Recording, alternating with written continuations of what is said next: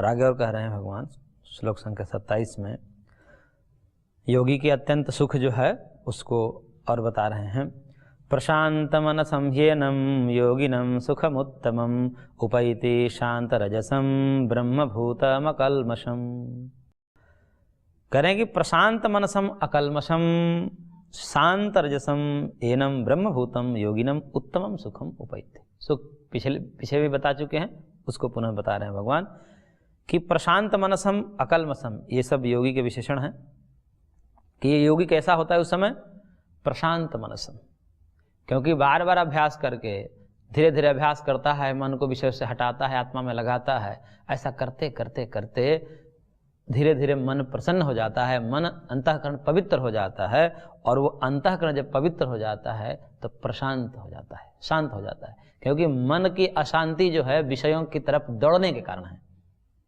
मन अशांत क्यों है? क्योंकि विषय की तरफ दौड़ रहा है, दौड़ने के कारण उसमें हलचल हो गया। जैसे कोई कुत्ता है, उस कुत्ते को 10 व्यक्ति जो है रोटी दिखाए, कभी इधर जाए कुत्ता, कभी उधर जाए, कभी उधर जाए, तो उसकी स्थिति कैसी होगी? चंचल होगी, दौड़ता ही रहेगा इधर उधर। कभी तो उधर देखेगा, कभी उधर देखेगा, कभी उधर देखेगा। उसको लगा कि इसके हाथ में जो रोटी उससे अच्छा उसके हाथ में है, फिर उधर जाएगा, फिर उसको उधर भी दिखेगा। तो ऐसा करके वो जो है कुत्ता दौड़ता रहेगा। ऐसे ही मन भी है। मन को भी लगता है, कभी आंखों से जुड़ता है तो लगता है कि रूप में ज्यादा सुख है, फिर उसको शब्द दिखता है, तो फिर कानों के साथ जुड़कर शब्द को ग्रहण करता है, उसको लगता है इसमें ज्यादा सुख है।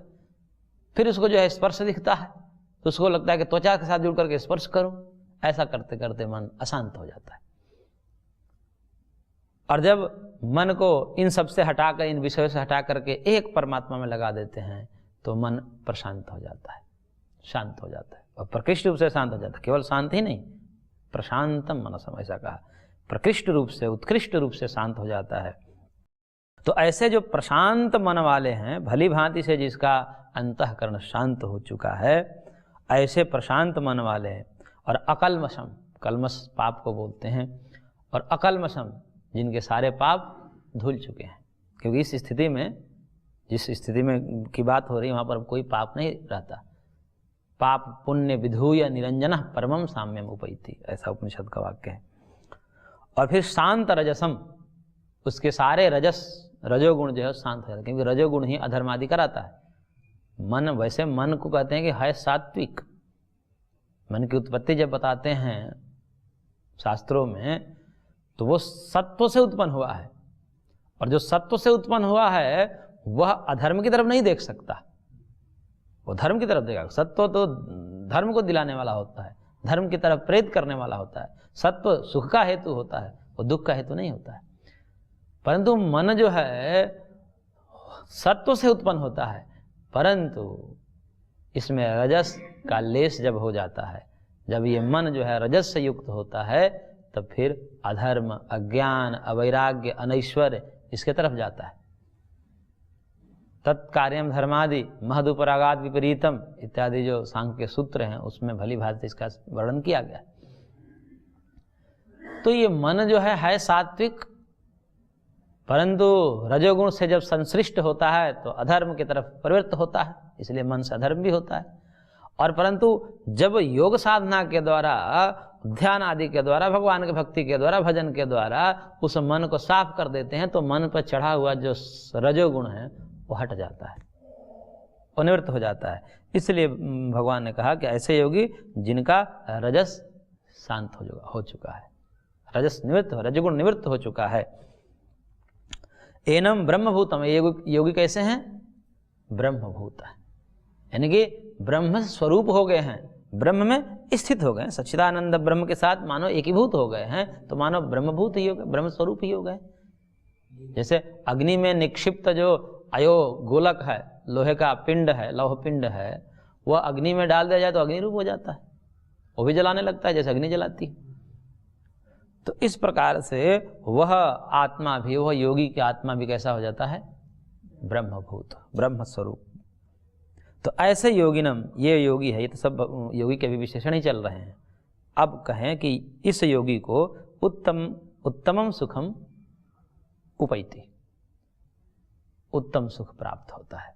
क्योंकि इस स्थिति को जब प्राप्त होता है जब संप्रजात या असंप्रजात समाधि की स्थिति को जब प्राप्त करता है तब अत्यंत आनंद सुख को प्राप्त करता है। और आगे भगवान कह रहे हैं श्लोक संख्या 28 में, युञ्जन्नेवं सदात्मानं योगी विगत कल्मषः सुखेन ब्रह्म संस्पर्शम अत्यंतम सुखमश्नुते। करेगा विगत कल्मषः योगी, ये जो विगत कल्मष वाला योगी है, अभी जो ऊपर बात की गई, जिसके सारे पाप हट गए हैं, धुल चुके हैं, तो पाप रहित जो योगी है, एवं सदा आत्मानं युञ्जन, इस प्रकार से सदा आत्मा में अपने मन को लगाता हुआ, आत्मानुसंधान करता हुआ, आत्म साक्षात्कार करता हुआ, सुखेन ब्रह्म संस्पर्शम, सुखेन मतलब अनायासेन, सहजतया, सरलतया, आराम से ही उस ब्रह्म संस्पर्श को यानी कि परमात्मा के प्राप्ति रूप ब्रह्म संस्पर्श का मतलब ब्रह्म का संस्पर्श हो गया, भगवान को प्राप्त कर लिया, अनुभव कर लिया, तो उस ब्रह्म संस्पर्श को जो है और कैसा है, अत्यंतम सुखम, यानी कि ब्रह्म संस्पर्श रूपी अत्यंत सुख है, अनंत सुख है, उस ब्रह्मानंद रूपी अनंत सुख को प्राप्त करता है, अश्नुते, अनुभव करता है, उसका उपभोग करता है। और फिर आगे जो है भगवान इसका फल बताते हैं कि इस स्थिति में पहुंच जाने के बाद योगी की दृष्टि कैसे हो जाती है। तो वह ब्रह्मैकत्व दर्शन का प्रतिपादन करते हुए भगवान कह रहे हैं श्लोक संख्या 29 में, सर्वभूतस्थमात्मानं सर्वभूतानि चात्मनि ईक्षते योगयुक्तात्मा सर्वत्र समदर्शनः। करेंगे योग युक्तात्मा, योग से युक्त आत्मा हो गया है, योग का मतलब समाहित हो गया है, योगस्थ हो गया है, समाधिस्थ हो गया है। ऐसे समाधि से युक्त जो आत्मा है, समाधिस्थ आत्मा है, वो सर्वत्र समदर्शन, सब जगह समदृष्टि वाला हो जाता है। उसकी दृष्टि कैसी होती है, समदृष्टि वाला हो जाता है। और सर्वत्र समदर्शना, सब में समभाव से देखने वाला योगी है। आत्मानं सर्वभूतस्थम, अपने आत्मा को सब भूतों में देखता है, यानी कि जैसे मैं हूं वैसे ही सब भी तो हैं, जैसे मुझको दुख हो रहा है ऐसे इनको भी तो होता होगा। तो अपने को सब में देखता है, यानी कि अपने जैसे सब में जीव देखता है कि जैसे मेरे को कष्ट हो रहा है ऐसे सबको कष्ट हो रहा है, और जैसे मैं इस कष्ट से छूटा हूं इसलिए ये भी छूट जाए, इस भावना से उपदेश भी करता है। समदृष्टि वाला ना हो तो फिर ये जो महर्षि उपदेश क्यों करते हैं, उपदेश ही ना करे कि भाई हम तो मुक्त हो गए, इनको क्यों बताएं, इनसे हमारा क्या लेना देना। लेकिन वो समदर्शी वाला हो जाता है, उनको लगता है कि मैं दुखित था, अब मैं दुख से दूर हुआ हूं, तो ये भी तो ऐसे ही दुख से होंगे, इनको मैं बता दूं ताकि ये भी दुखों से निवृत्त हो जाए। तो ये समदर्शिता के कारण ही उनके अंदर ये करुणा भाव आता है, उस करुणा के वसात वो जीवों पर दया करके उपदेश करते हैं। और ये समदर्शिता ना हो तो फिर कोई उपदेश ना करे, अपने ज्ञान को अपने पास रख लें, क्यों बताएं, मैं क्यों दूसरे को बताऊं, मैं इतना प्रयत्न किया हूं दूसरों को बताने के लिए, वो बताएगा नहीं, छुपा कर रखेगा। लेकिन ऐसे जो योगी हैं, ऐसे साधक हैं, उसकी दृष्टि सम हो जाती है। आत्मानं सर्वभूतस्थम, यानी कि संपूर्ण भूतों में स्थित जो आत्मा है, और सर्वभूतानि आत्मनि, और सब भूतों के अपने में देखता है। दो प्रकार से देखता है, सब में अपने को देखता है और अपने में सबको देखता है। उसी को भगवान आगे कर रहे हैं, देखिए उसको विस्तार कर रहे हैं और कह रहे हैं कि यो माम पश्यति सर्वत्र सर्वं च मयि पश्यति तस्याहं न प्रणश्यामि स च मे न प्रणश्यति। बहुत बढ़िया श्लोक है। और कह रहे हैं कि यो माम पश्यति सर्वत्र, ये समदर्शी कैसा होता है, जो माम पश्यति सर्वत्र, मुझको यानी कि मुझ परमेश्वर को सब में देखता है कि सब में परमात्मा है, सब में भगवान है। एकस तथा सर्वभूतांतरात्मा, वो एक ही परमात्मा सभी प्राणियों में विराजमान है, ऐसा सर्वत्र देखता है। और सर्वम च मयि पश्यति, और सबको मुझ में देखता है, यानी कि एकत्व भाव, मतलब अलग अलग नहीं है, मेरे को सब में देखता है और सबको मुझ में देखता है, यानी कि एकात्मता है। कहने का तात्पर्य है कि मेरे अतिरिक्त तो कुछ नहीं देखता, अभेद नहीं देखता। ऐसे जो एकत्व दृष्टि वाला जो है, उसके लिए भगवान कह रहे हैं कि तस्याहम न प्रणश्यामि, उसके लिए मैं कभी अदृश्य नहीं होता, यानी कि मैं उसके नज़र में रहता हूँ, वो मेरे को सदा अनुभव करता है। क्यों? क्योंकि देख रहा है ना, सब में जो है मुझको देख रहा है, मुझ में सबको देख रहा है। तो देख क्या रहा है? मेरे को ही देख रहा है। सब में मुझको देख रहा है, देने की दृष्टि, उसकी दृष्टि कहाँ है? मेरे पर है। और मुझ में सबको देख रहा है, सब तो दिख ही रहा है, उसमें तो कोई बात ही नहीं है। सबको देखने की बात तो यहाँ पर विशेष नहीं है। सबको जो मुझ में देखता है, सबको तो सब देखते हैं। सबको, ये जो भी घटपट इत्यादि पदार्थ हैं जो हमारे आंखों के सामने है, तो पशु पक्षी भी देखते हैं इन सब चीजों को। जिन चीजों को हम देख रहे हैं उन चीजों को तो पशु पक्षी भी देखते हैं। लेकिन यहां पर सबको देखना मुख्य बात नहीं है, अपितु उन सबको मुझ में देखना, यानी कि इन सबका आधार मैं हूं, परमेश्वर हूं। इस प्रकार उस परमेश्वर को देख रहा है। और सब में किसको देख रहा है? मुझको। सब में मुझको, तो हाथों में दृष्टि सीधा सीधा मेरे पर है, और लेकिन मुझ में सबको देख रहा है। तो यहां पर सब पदार्थों के बहाने से वो किसको देख रहा है? परमेश्वर को देख रहा है। इस प्रकार के जो दृष्टि वाला है, यही बात जो है उपनिषद में भी आया है और यजुर्वेद के 40वें अध्याय में भी आया है। यस्मिन् सर्वाणि भूतानि आत्मेव भूत विजानतः तत्र को मोहः कः शोकः एकत्वम् अनुपश्यतः। यस्तु सर्वाणि भूतानि आत्मन्येव अनुपश्यति सर्वभूतेषु चात्मानं ततो न विचिकित्सति इत्यादि जो मंत्र हैं, उसमें यही कहा कि भाई यस्मिन् सर्वाणि भूतानि आत्मैव भूत विजानतः, जो सारे भूतों में आत्मा को ही, मेरे को ही जानता है, देखता है, उसके लिए तत्र को मोहः कः शोकः, उसके लिए कैसा मोह, उसके लिए कैसा शोक, कैसा दुख, क्योंकि एकत्वम् अनुपश्यतः। ऐसे एकत्व को देखने वाले को कभी शोक नहीं हो सकता, कभी मोह नहीं हो सकता, वो कभी दुखित नहीं हो सकता और नहीं कभी मोहित हो सकता है। तो एकत्व दर्शन का प्रतिपादन भगवान ने कहा, पिछले अध्याय में भी भगवान ने कहा था, तो उसी को यहाँ पर विस्तार भगवान ने कह दिया। यो माम पश्यति सर्वत्र सर्वं च मयि पश्यति तस्याहं न प्रणश्यामि सच में न प्रणश्यति। और उसी को और कह रहे हैं भगवान आगे, सर्वभूतस्थितं यो मां भजत्येकत्वमास्थितः सर्वथा वर्तमानोऽपि स योगी मयि वर्तते। कहेंगे यह एकत्वमास्थितः सर्वभूतस्थितं मां भजति, कि इस एकत्व भाव से, एक ही भाव में आस्थित, स्थित होकर के, क्योंकि अब एकत्व देख रहा है, अब किसी में भेद नहीं दिख रहा है, अब उसको भेद दिखाई नहीं दे रहा है। जैसे अब ये अनुभव की बात है, जो अनुभव करेगा उसको दिखाई देगा, जो अनुभव नहीं किया होगा उसको तो भेद ही दिखेगा, जगत में भेद ही दिखेगा। लेकिन जिसने अनुभव कर लिया उसको जो है सब दिखने लगेगा।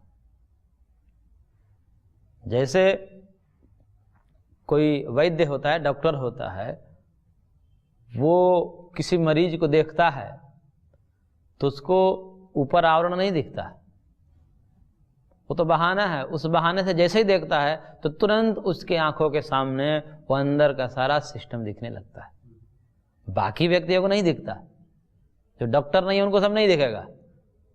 लेकिन जैसे ही वो वैद्य होगा, डॉक्टर है, तो उसके पास जैसे ही रोगी गया, वो देखा, नब्ज देखा या कोई भी उसकी स्थिति देखा, अब उसके दिमाग में सारे अंदर के सिस्टम उसके मस्तिष्क में घूमने लगते हैं। यहाँ ये होगा, इसका ये होगा, ये ऐसा ऐसा, सारे फंक्शन उसको आने लगते हैं। तब ये अनुभव है उसका, उसने अनुभव किया है उस प्रकार से, तो उस अभ्यास का फल है कि अब उसको सब कुछ दिखने लगता है। ज्ञान चक्षु से दिखेगा, चर्म चक्षु से तो जगत ही दिखाई देगा, लेकिन वहां पर डॉक्टर को देख रहा है, इस चक्षु से नहीं दिख रहा है, इस चक्षु से तो उसको शरीर ही दिख रहा है, परंतु ज्ञान चक्षु से उसको जो है अंदर के सारा प्रोसेस दिख रहा है, क्योंकि उसने पढ़ा है, अनुभव किया, जाना है पहले। उस अनुभव के आधार पर वो ज्ञान में वो सारी चीजें उसको दिखने लगती है। ऐसे ही जो योगी समाधि की अवस्था में उस ब्रह्म दर्शन को प्राप्त किया है, ब्रह्म संस्पर्श को प्राप्त किया है, उस ब्रह्म संस्पर्श रूपी ज्ञान के फलस्वरूप जगत में भी वो जो देखता है तो उसको वही दिखाई देता है, उसको वही दिखाई देता है सारी। लेकिन आंखों के सामने तो स्थूल वस्तु ही रहेगी, लेकिन उस स्थूल के पीछे वो सूक्ष्म परमात्मा भी दिखाई देता। तो सूक्ष्म परमात्मा का भी दर्शन वह हमेशा सर्वत्र सर्वभूतों में सर्व वस्तुओं में करता है। ज्ञान चक्षु से समझना चाहिए इसको। तो कह रहे हैं और यह एकत्वम आश्रित सर्वभूत स्थितम माम भजति, जो इस एकत्व भाव में स्थित होकर के और सर्वभूतम स्थितम माम, जो सब भूतों में मैं विद्यमान हूँ, मैं सब भूतों में विद्यमान हूँ, उस सब भूतों में विद्यमान मुझको भजति, भजन करता है, स्मरण करता है, नाम लेता है।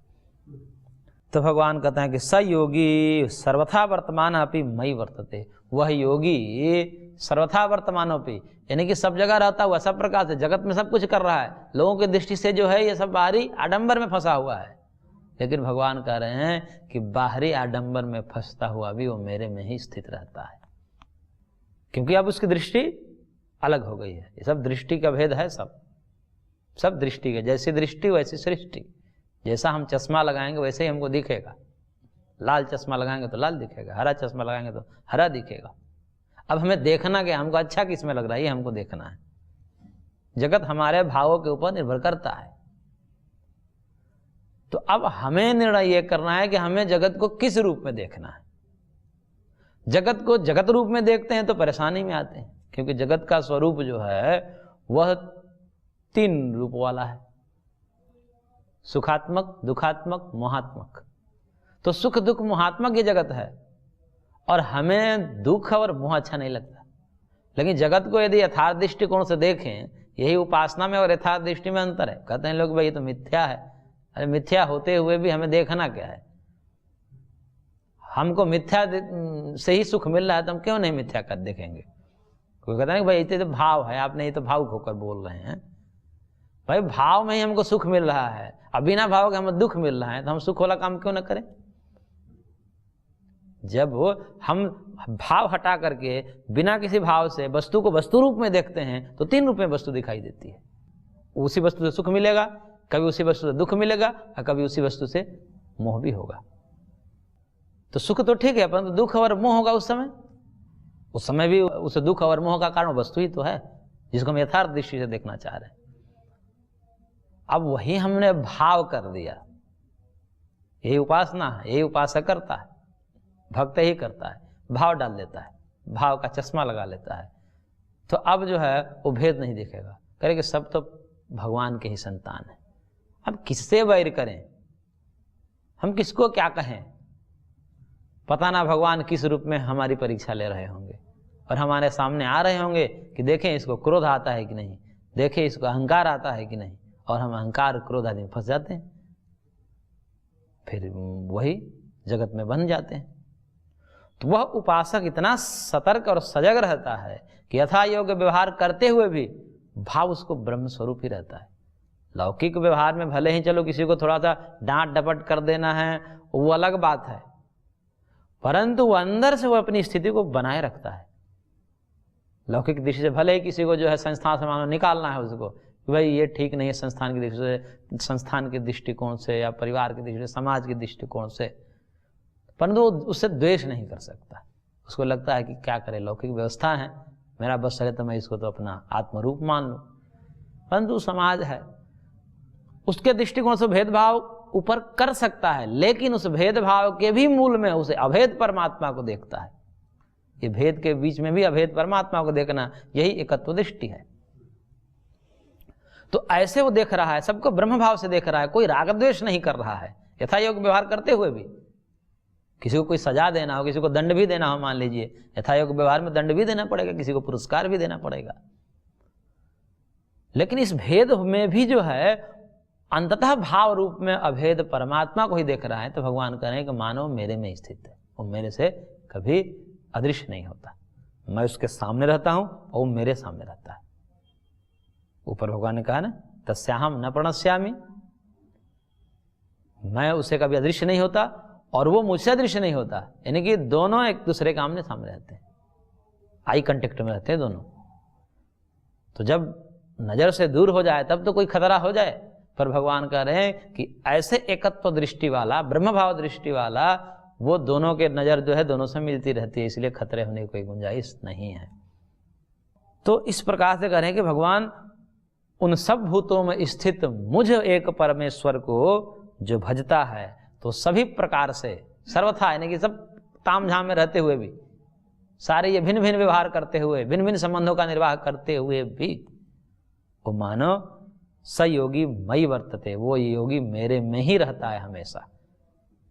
क्योंकि हमने ये कई बार पूर्व में बार बार इस बात को ध्यान दिलाते हैं, क्योंकि हम भाव से जहाँ जुड़े होते हैं, मन से जहाँ हमारा जुड़ाव होता है, वहाँ पर हम उपस्थित माने जाते हैं। और जहाँ मन से जुड़ाव नहीं होता, वहाँ शरीर रहते हुए भी हम अब्सेंट माने जाते हैं। जैसे कक्षा में, हम कक्षा का उदाहरण बार बार देते हैं, कक्षा में शरीर से तो उपस्थित है, परंतु मन कहीं और है तो अब्सेंट माना जाएगा, उस कक्षा का फल ज्ञान प्राप्ति नहीं कर पाएगा। तो इस प्रकार से यहाँ क्या है, वो जगत में तो है परंतु उसका मन जगदीश्वर में लगा हुआ है। तो जगत में रहते हुए भी वो जगत में नहीं है, वो जगदीश्वर में ही रमण कर रहा है। ये एकत्व दर्शन का फल बताया भगवान ने। और फिर उसकी स्थिति का और आगे वर्णन कर रहे हैं भगवान, और कह रहे कि आत्मा उपम्येन सर्वत्र समं पश्यति योर्जुन, सुखम वा यदि वा दुखम स योगी परमो मतः।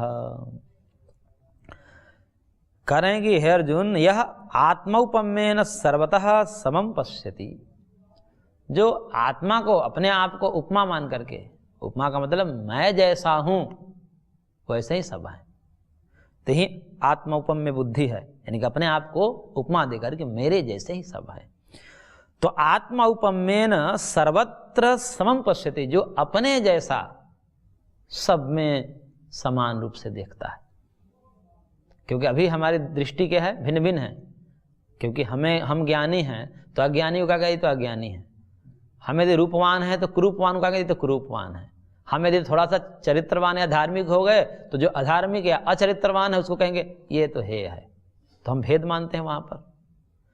लेकिन जब एकत्व दृष्टिकोण वाला व्यक्ति आ जाता है तो उसको लगता है कि ये जो भी हमारे सद्गुण भी है हमारे थोड़ी, हम तो पहले भी थे, हम तो पहले भी थे और अब भी हैं।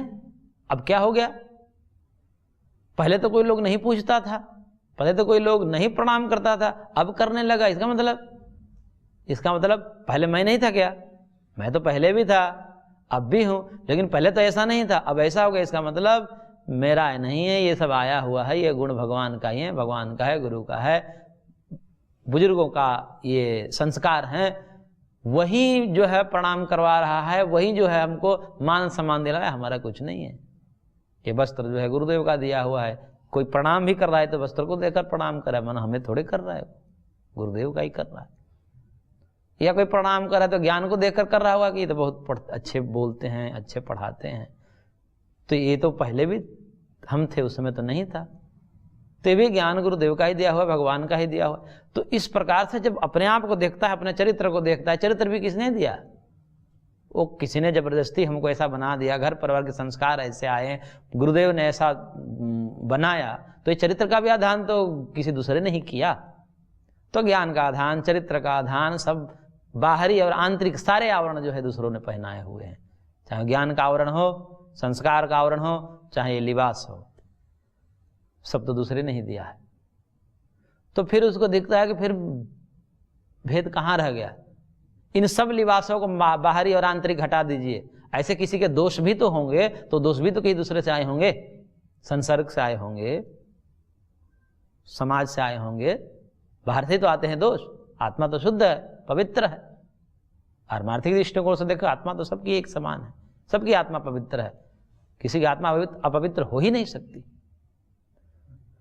तो जैसे हमारे सद्गुण आरोपित है, आए हैं बाहर से, किसी ने डाला है, दिया है, आधान किया है, वैसे दुर्गुण भी किसी ने डाला होगा, कहीं से आया होगा, या तो पूर्व जन्म के संस्कार से आए हो या इस जन्म के कुसंसर्ग के कारण आए। इन सारे जो है बाहरी आवरणों को, चाहे वो आवरण कुसंस्कार का हो, अज्ञान का हो, अचरित्र का हो, चाहे वो ज्ञान का हो, संस्कार का हो, चरित्र का हो, ये सारे आवरण हटा दीजिए और फिर देखिए सब एक जैसे, चींटी से लेकर ब्रह्मा पर्यंत सब एक जैसे दिखेंगे। अब इस एकत्व दृष्टि वाला जब योगी होता है तो फिर वो किससे द्वेष करेगा, वो किसी से द्वेष नहीं करता, इसलिए वह अपने जैसा सब में देखता है। तो आत्मौपम्येन सर्वत्र समं पश्यति, और सब जब सम देखता है तो उसको क्या होता है, जब सब अपने जैसा सबको देखता है तो सुखम यदि वा दुखम, ये देखेगा ना कि मेरे को इससे सुख मिल रहा है, मेरे को कुछ चीज़ें सुख दे देती है, ऐसा मेरे कोई बोले या मेरे साथ ऐसा व्यवहार करे तो मेरे को सुख मिलता है, तो उसको लगा कि ऐसे भी दूसरों को भी लगता होगा। इसलिए जो जो सुख उसको मिल रहा है, जिन जिन संसाधनों से, जिन जिन व्यवहारों से, वो दूसरे के साथ भी वही करने का प्रयत्न करेगा। और जिन जिन संसाधनों से, जिन जिन क्रियाकलाप से उसको दुख होता है, तो वो दूसरे के साथ भी वैसा बर्ताव नहीं करेगा। आत्मनः प्रतिकूलानि परेशान न समाचरेत, कि अपने प्रतिकूल कोई भी ऐसा आचरण नहीं करेगा जिससे कि उसको स्वयं को उस चीज से कष्ट होता हो, वो दूसरे के साथ नहीं करेगा। कई बार तो इतने व्यक्ति ढीठ और मूर्ख होते हैं कि उनको पता है कि ये चीज उनको दुखी देती है, लेकिन वही चीज दूसरे से करेंगे। क्यों? क्योंकि उनको जो है संवेदनशीलता नहीं, आत्मोपम्य बुद्धि नहीं है कि मैं जिस प्रकार से हूं, जिस कर्म से मेरे को दुख हो रहा है, वही कर्म दूसरे के साथ काहे कर रहे हैं। तो जिससे हमको सुख मिल रहा है, जो हम अपेक्षित करते हैं जो है लोगों से कि ये हमको ऐसा कहें, ऐसा हम हमारे साथ व्यवहार करें, हमको अच्छा लगता है, तो हमें भी वही व्यवहार, वही कर्म दूसरे के साथ भी करना चाहिए। तो इस प्रकार से जो समदर्शी है वह दूसरे के सुख में सुखी और दूसरे के दुख में दुखी होता है। अपने सुख के लिए जो जो संसाधन उसको इष्ट है वही दूसरों के लिए भी तैयार रखता है, और जो अपने लिए दुख का हेतु है वो दूसरे के लिए भी देना नहीं चाहता। तो इस प्रकार से स योगी परमम मतः, भगवान कह रहे हैं कि मेरे मत में ऐसा योगी उत्कृष्ट है, जो दूसरे के सुख में सुखी और दूसरे के दुख में दुखी होता है, जिससे वह स्वयं कष्ट उठाता है, वो दूसरों को नहीं देखना चाहता या देना चाहता। तो इस प्रकार से यह योगी अत्यंत उत्कृष्ट और श्रेष्ठ कहा भगवान ने। तो इस प्रकार से आज हमने श्लोक संख्या 32 तक पढ़ा। आगे पुनः इस कक्षा को जारी रखेंगे। आज की कक्षा को यहीं पर विराम देते हैं, शेष अगले अंक में।